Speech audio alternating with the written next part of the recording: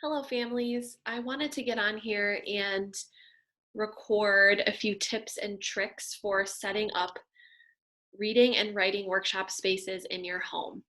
As a teacher, one of the most important things that I want all of our students to be doing during this remote learning time is reading a lot, writing a lot, and reading and writing about things that they love.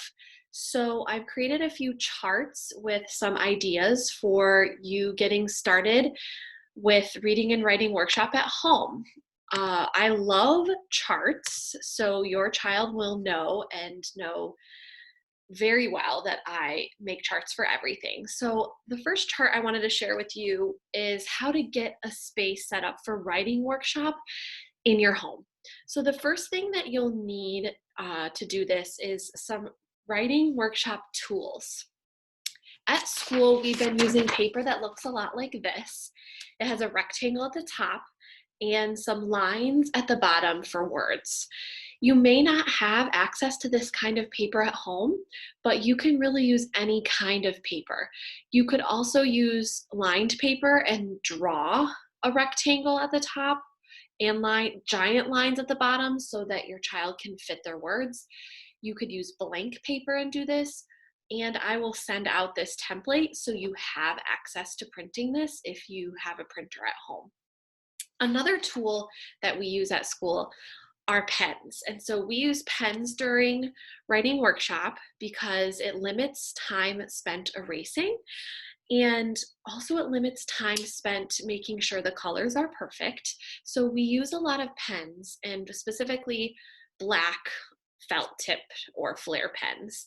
Again, you may not have access to these, but any types of pens will do. And that's just two examples of the tools we use at school every single day. So you're really going to want these in your writing workshop space at your home. A few other tools are alphabet charts, if you have those, and snap words, and you can easily make snap word cards at your home. So in your writing workshop space, you will want your child to be set up in the same spot every day, whether that be at a table and a chair that they go to every day, or a clipboard they have on the floor, or even a large hard book that they're in the same spot every day with those tools accessible to them. And the last thing you'll really need to set up a writing workshop at home is a partner. Now, I know this is not possible with many circumstances that we have right now. So a brother, a sister, a parent, an adult, a caregiver, a stuffed animal, anything or anyone will do. And the goal of a partner is for your child to have someone to read their writing to, and someone who can kind of hold them accountable for you did writing today. Not necessarily checking on the words or the spelling, but just someone there to hear their work. So those are some tips I have for setting up your writing workshop space at home. And now I have some tips for setting up your reading workshop at home.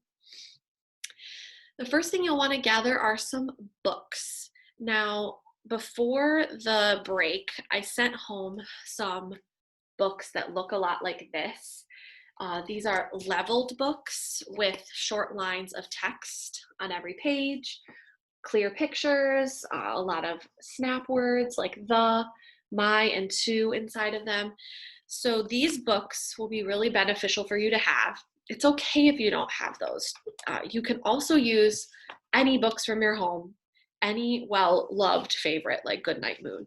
I recommend having about 6 to 10 books in your reading workshop space for your child. So another word we use at school during reading workshop is to make a stack of books. And a stack of books would look like this. And instead of fanning out the books or just selecting books willy-nilly, we kind of make a stack with the easiest books on top, the medium books in the middle, and the most challenging books on the bottom. And that warms up our brain and gets us ready to read those trickier books. And so in this part of the chart, you'll see stack and read back. So what your child will do is read the book on the top, the easiest ones, and then start kind of a new stack right next to it. And so as they read, they'll kind of stack all their books over here, the trickiest one on the top.